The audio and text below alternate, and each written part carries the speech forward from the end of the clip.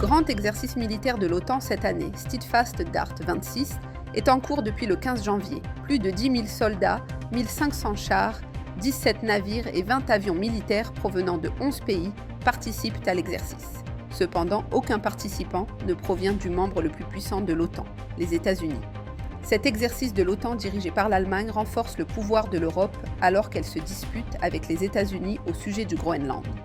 L'Europe, dirigée par l'Allemagne, commence à considérer les États-Unis non pas comme un allié indispensable, mais comme une menace.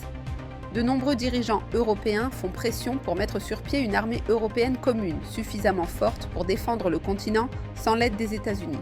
Sur la base de la prophétie biblique, la trompette et son prédécesseur, la pure vérité, avertissent depuis des décennies que l'Allemagne formera un empire de 10 nations ou groupes de nations qui se retournera contre les États-Unis.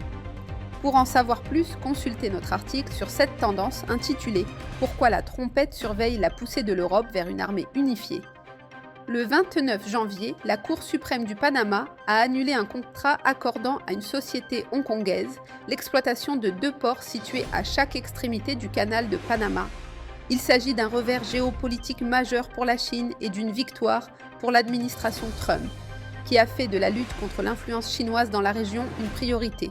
La société CK Hutchison Holdings exploite les ports de Balboa et Cristobal depuis 1997, date de la création de l'autorité du canal de Panama. Cependant, le contrôleur général panaméen, Anel Flores, a intenté un procès contre l'autorité du canal de Panama en juillet 2025, apparemment en réponse aux plaintes du président américain Donald Trump concernant l'influence chinoise. La Cour suprême a statué que la loi initiale de 1997 accordant à Hutchison le droit d'exploiter les ports violait la constitution panaméenne. Les États-Unis ont cédé le canal de Panama en 1999 à condition que le Panama reste neutre. Cependant, le Panama a confié à la Chine communiste le contrôle des 2 extrémités du passage maritime le plus important de l'hémisphère occidental. Dieu a donné à la Grande-Bretagne et aux États-Unis, dont les peuples descendent d'Abraham, le contrôle de presque toutes les principales portes maritimes des 2 hémisphères, les aidant ainsi à devenir des superpuissances économiques et militaires. Cependant, Dieu a également averti que si les États-Unis et la Grande-Bretagne ne lui obéissaient pas, ces portes maritimes leur seraient non seulement retirées, mais également utilisées contre eux.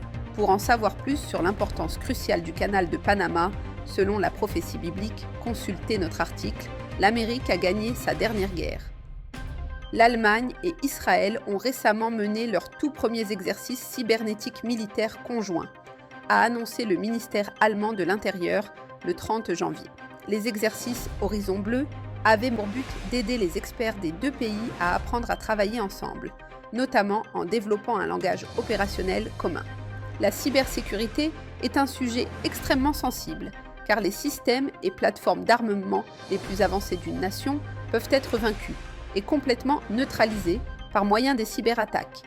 Ces exercices démontrent la volonté d'Israël de partager des informations cruciales sur ses capacités de défense avec un pays qui, il y a seulement 80 ans, cherchait à exterminer tous les Juifs.